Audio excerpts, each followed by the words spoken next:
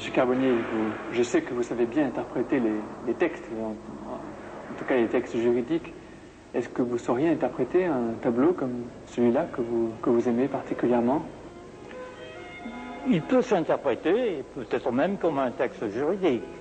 La preuve, c'est qu'il y a plusieurs interprétations de ce tableau, comme pour les textes juridiques. En général, on regarde ce tricheur comme une illustration de la parabole de l'enfant prodigue. C'est l'enfant prodigue dans la phase où il dissipe son héritage, et il le dissipe dans les femmes, avec le vin, avec le jeu, avec une petite dose de vin, parce que la petite dose de vin permet tout de même que le jeu continue, le joueur n'est pas assommé, néanmoins son attention est pour le moins troublée. Donc cela fait partie de ce mécanisme du jeu qui n'est pas tout à fait honnête, une petite dose de vin. Enfant prodigue, alors là tout de même je fais une remarque qui va à contre-courant. Georges de la Tour n'a pas intitulé son tableau l'enfant prodigue, mais bien le tricheur. Le sujet, c'est le tricheur. Ce n'est pas l'enfant prodigue. Il est insignifiant, c'est un jeune garçon, vous le voyez, un peu poupin, et qui a une huppe, qui symbolise, car huppe, dupe, c'est le même mot, et le mot est à la mode à cette époque, qui symbolise la bête un peu bête. La huppe se fait prendre au nid, c'est un oiseau très naïf. Et là, nous avons un jeune garçon qui est un oiseau très naïf. Il est absorbé par ses cartes et il ne voit pas ce qui va se passer. Le véritable sujet, c'est le tricheur. Il triche, ou plutôt il se prépare à tricher. Il n'a pas commencé, remarquez-le.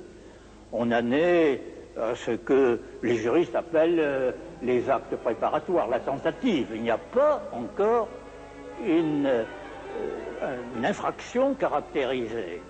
Il est là, si nous étions plus près, il me semble apercevoir un front assez soucieux.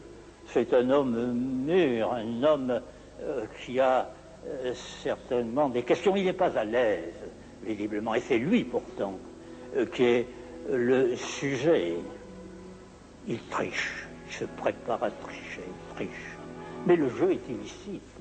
Le jeu, lorsqu'il a lieu, non pas dans un salon aristocratique, mais dans ce qui visiblement est ce que l'on appelle un tripot.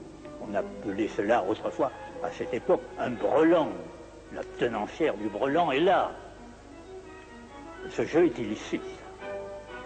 Alors on peut se poser la question, quand quelqu'un triche dans un jeu illicite, est-ce qu'il ne rétablit pas une sorte de justice? On peut se demander, n'est-il pas l'artisan d'une sorte de justice immanente en trichant dans un jeu qui est illicite? Mais il n'est pas à l'aise même, il se retourne, il attend, il craint que quelqu'un entre. Peut-être un exemple de police qui va surgir et confisquer tous les enjeux et envoyer les uns en prison, les autres dans leur famille. Il n'est pas à l'aise, il attend. Quelqu'un va venir, quelqu'un va entrer, il va s'asseoir. Peut-être le diable.